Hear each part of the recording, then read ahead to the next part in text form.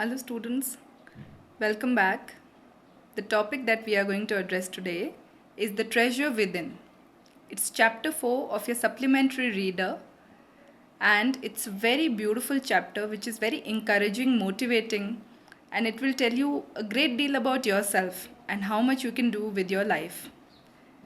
Before we understand the moral of the chapter, let's see a brief biography of the person about whom you're going to read. The chapter is an interview that was conducted. The interview is of Hafiz Contractor. Hafiz Contractor is one of the best and well-known architects of India. He was born on 19 June 1950 in Mumbai, and he's a Parsi. He's obviously Indian, and he did a diploma in architecture from Mumbai itself, then completed his graduation from Columbia University, New York on a Tata scholarship. Presently, he is a member of the Bombay Heritage Committee and New Delhi Lutyens Bungalow Zone Review Committee. He still designs and designs beautifully. Beautiful buildings have been designed by him. Let's see a few more things about him. He got Padma Bhushan Award, which is one of the highest civilian awards for the contribution that he's made in the field of architecture. Look at these buildings. This is the building of Infosys office in Pune. Can you see? Such marvelous structures he's made. Yeah? He's almost drawing India for you and me. He's designing the landscape of India. He's designing the skyline of India for you and me. You would think that he's a very, very studious person, right? You would think that he's studied so much in his life. That is why he's here. But that's the whole chapter about. You may not be good with the 5 subjects or the 7 subjects that are being taught in the school, but you may know something better. You may have a better hand at something else. That's what the chapter is about. Let's now move on and read the chapter. This chapter will show you that every child has a different potential. Every child is an achiever in himself or herself. You and me may not know mathematics very well, or for anyone who doesn't know language very well can go on and become a writer.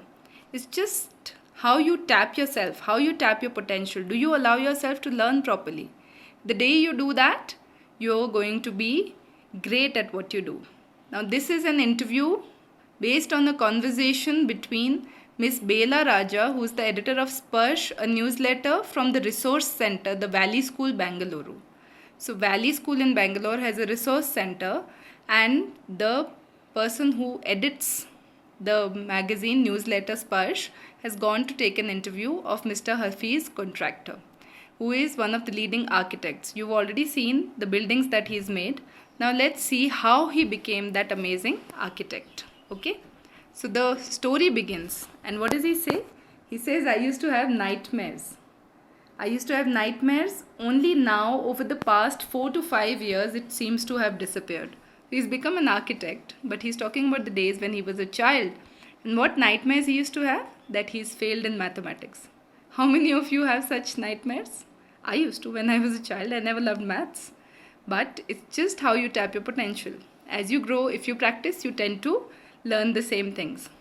So I used to get continuous nightmares, that's what Hafiz Contractor says, about appearing for a maths examination where I didn't know anything. And now when he's grown, maybe his psyche has overcome those nightmares, and now he doesn't get those nightmares.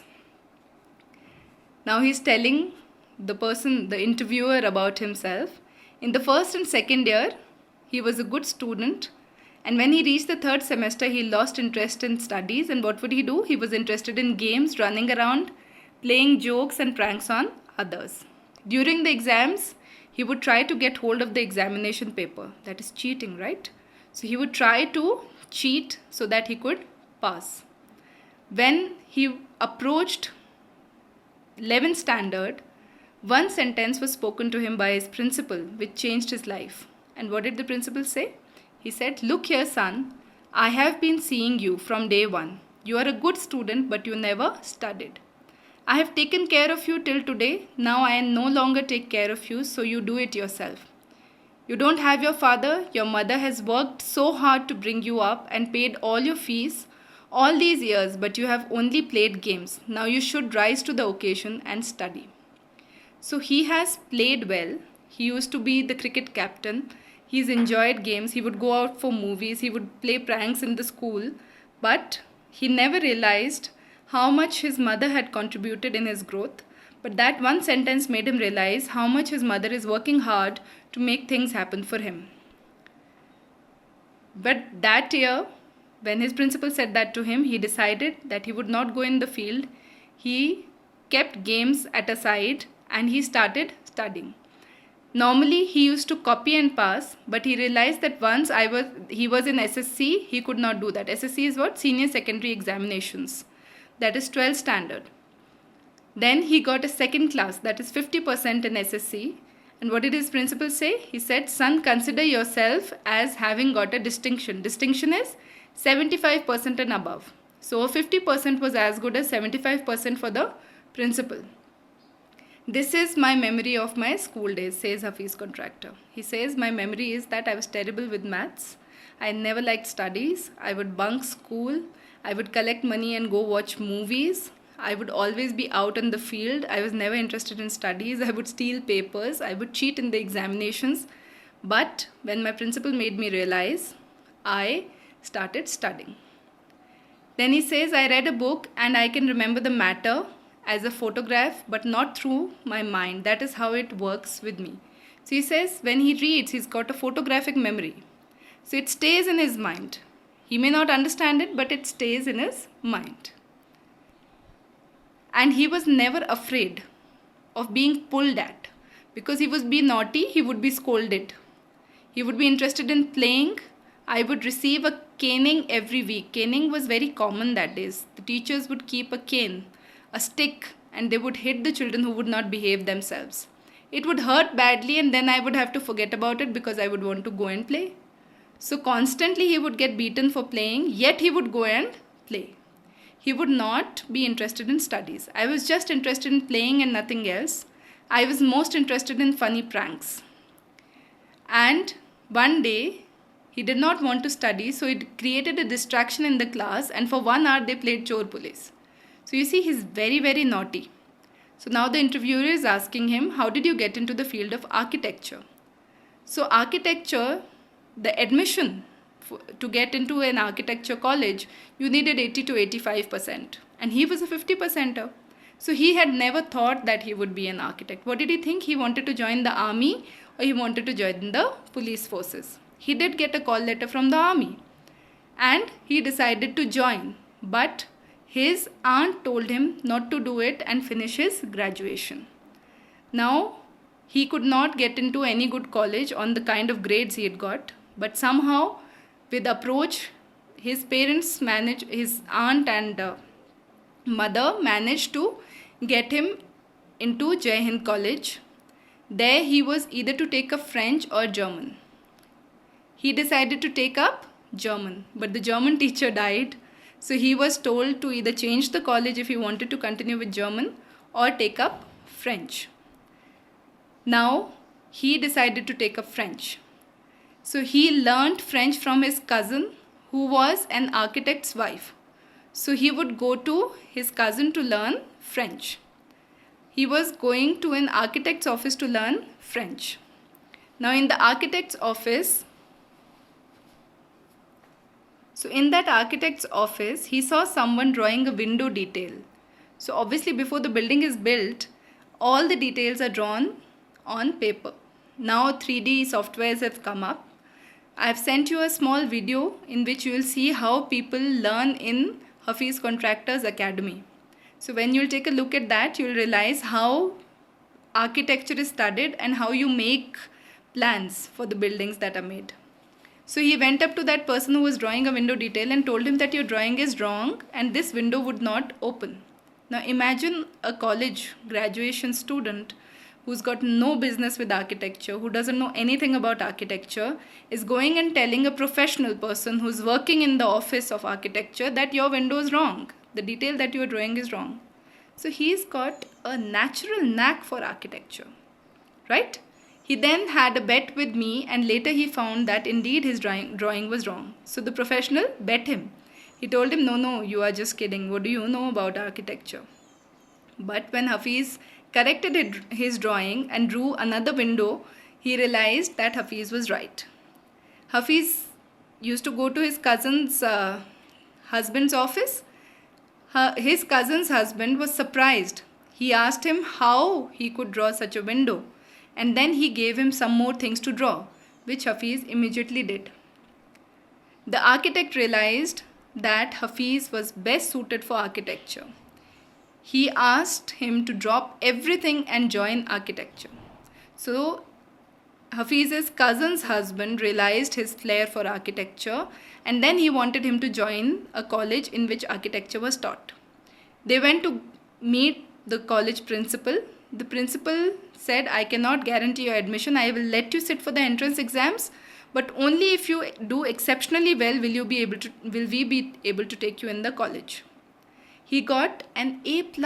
Imagine a mediocre child who got 50% in his SSC exams, who hated studies, all of a sudden gets A+ in his entrance exam.